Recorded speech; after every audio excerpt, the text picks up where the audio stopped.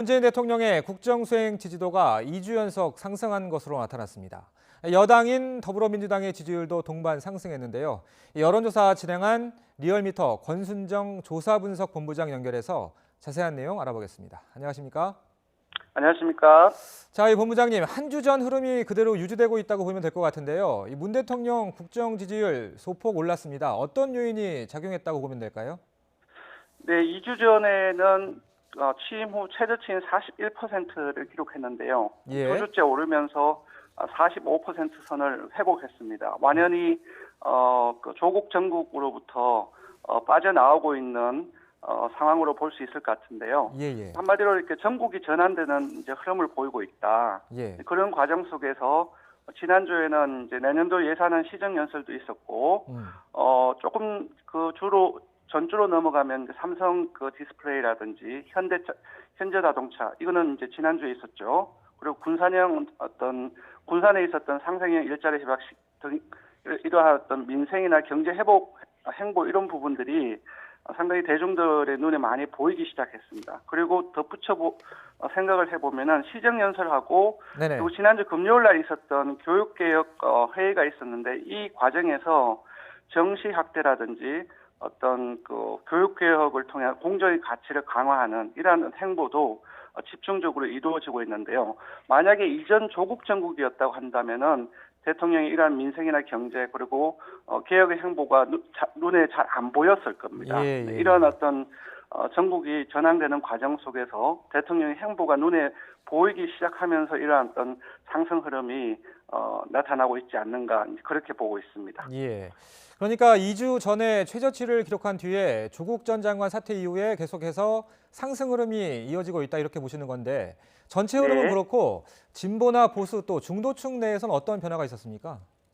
예, 이전까지는 조국 전 장관의 어떤 거취를 중심으로 해서 전국의 여야 대립이 상당히 격화되었었는데요. 예. 이 과정에서 대통령 지지율에서도 양극화 흐름이 상당히 심각했습니다. 예. 진보 같은 경우는 한 10명 중에 8명 가까이 또는 보수 같은 경우는 8명이 넘는 사람들이 각각 긍정 부정 평가를 하면서 진영별 양극화가 이어졌었는데 예. 지난주에는 다소 양쪽에서 어떤 양극화가 약화되는 모습이 이제 나타났습니다. 진보층 같은 경우는 한 10명 중에서 7명대 중반, 그리고 보수층 같은 경우는 한 2주 전까지만 하더라도 10명 중에 8명 이상이 부정평가를 했는데, 지난주에는 처음으로 80%대 미만으로 부정평가가 떨어졌어요. 그래서 예. 이렇게 크지는 않지만, 양극화가 약화되는 모습을 보이고 있고, 그리고 가장 주목해야 될 점은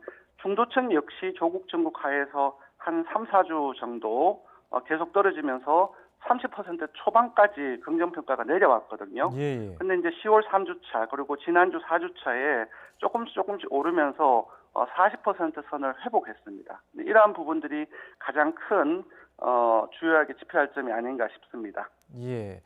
자, 말씀하신 대로 양극화가 다소 약화되는 상황에서 정당 지지율은 민주당이 40%를 회복했고 한국당은 다시 30% 초반으로 하락했는데 어떤 요인이 작용한 것으로 보면 될까요? 예, 이제 근제에는 금방 제가 말씀드렸던 기존에 이제 이른바 조국 장관의 어떤 정국이 이어졌던 것들이 이제 전국이 전환되는 과정들 이런 부분들이 근저에 깔려 있다고 생각하고요. 예. 두 번째로는 지난주에 한국당 기억하실지 모르겠지만 이제 지금 물론 이제 가산점 이 부분들 거두어드리긴 했지만 패스트트랙 가산점 논란이 상당히 심하게 그렇죠. 있었고요. 예. 그리고 조국 TF팀의 표창장을 공개적으로 준 이 부분들도 언론을 통해서 상당히 많이 논란이 되었습니다. 그리고 반면에 더불어민주당 같은 경우는 표창원 의원이 불출마를 선언했어요. 예. 이 두 가지 요인들이 미묘하게 상당히 어떤 대조 효과를 국민들로부터 이제 불러일으키지 않았나 싶고요. 이 부분들을 그러니까 표창장 논란이라든지 가산점 논란이 이랬던 시점부터 자유한국당 지지율이 상당히 많이 하락을 했거든요. 예. 이 부분 역시도 상당히 많이 영향을 미치지 않았느냐 그렇게 생각을 합니다. 민주당 같은 경우는 아무래도 대통령 지지율하고 함께 움직이는 그 흐름들이 있기 때문에 아까 말씀드렸던 대통령의 민생 경제 행보라든지 공정 가치를 강화하기 위한 어떤 정시 확대, 교육 개혁 이 부분들이라든지 이런 부분들이 민주당의 지지율에도 역시 긍정적인 영향을 미쳤다 그렇게 보고 있습니다. 예. 자, 이 정당 지지율도 국정 지지율과 좀 비슷한 흐름으로 보고 계시다는 건데 양극화 해소라는 측면에서요. 네. 그렇게 이해하면 되겠습니까? 앞으로도 어떻게 전망이 되세요? 앞으로는 지금 사실 그 중도층이 가장 중요한 부분인 것 같아요. 예. 그 지난주 같은 경우도 중도층이 이제 대통령 지지율도 마찬가지지만 정당 지지율에서도 상당히 큰 변화가 있었습니다. 민주당 같은 경우는 30% 후반으로 뛰어올랐고요. 한국당은 조국 정국 과정에서 30%대 중반을 유지를 했지만 지난주에는 30% 초반으로 떨어졌습니다. 예. 그래서 중도층에서 오차범위 밖으로 민주당이 다시 앞서기 시작했고요. 근데 지금 이 중도층의 부분들 같은 경우는 사실 정쟁적인 이슈가 상당히 어떤 심각하게 도래했을 때는 진보나 보수보다 훨씬 피로감을 많이 느낍니다. 예. 그러니까 기존에는 조국 장관의 거취를 과정에서 중도층마저도 진보적 중도층, 보수 진보층 이렇게 나눠지면서 양극화됐던 과정이 있었는데 지금은 전국이 전환되는 과정 속에서 정쟁적 이슈가 중도층에서는 오히려 상당히 정쟁적 이슈를 유발하는 모습에 있어서는 이제 떨어져 날 가능성이 좀 크지 않나고 싶고요. 예. 만약에 그렇다고 했을 때 어떤 조국 정국의 자녀 부분이라든지 그 장애 투쟁에 대한 부분들 이 부분들을 계속 같이 함께하는 모습을 보였을 때는 전국이 전환되었기 때문에 중도층 이탈할 가능성이 높지 않나 그렇게 생각이 들고요. 그런 측면을 감안을 해서 여야 같은 경우는 전국을 운영해야 되지 않을까 싶습니다. 예. 자, 뭐 말씀하신 대로 아무래도 내년 총선이 다가오는 상황에서 중도층 민심이 앞으로 어떻게 될지가 관심인데 앞으로 네. 총선까지 이 중도층 민심에 영향을 줄 주요 이슈 어떤 게 있다고 보십니까? 일단 총선 같은 경우는 지금 가까이 보면은 이번 주부터 먼저 보면요. 예. 이번 주에는 이제 대통령의 반부패 정책 협의회가 있고요. 그리고 국회로 넘어가면은 공수처, 사법개혁 어떤 본회의 부의 여부가 이제 쟁점이 될 것 같습니다.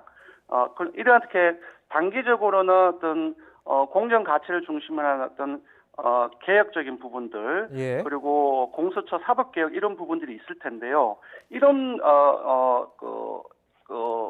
전국에서 어떻게 중도층을 끌어들이느냐가 저는 포인트가 될 거라고 생각이 들고요. 그 이후로 넘어가면은 역시 공천 갈등이라고 생각이 듭니다. 예. 어느 정당이나 전국적인 총선이 이루어질 때는 공천 갈등이 생기기 마련인데 이러한 공천 갈등들을 당 내부에서 얼마나 통제해내느냐가 내년 총선의 중도층을 계속적으로 인입해 나가는 과정 속에서 지지율을 서로 맞추는 가장 큰 영향을 미치지 않을까 그렇게 생각합니다. 예. 네. 알겠습니다.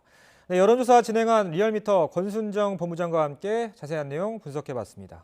오늘 말씀 여기까지 듣겠습니다. 고맙습니다. 고맙습니다.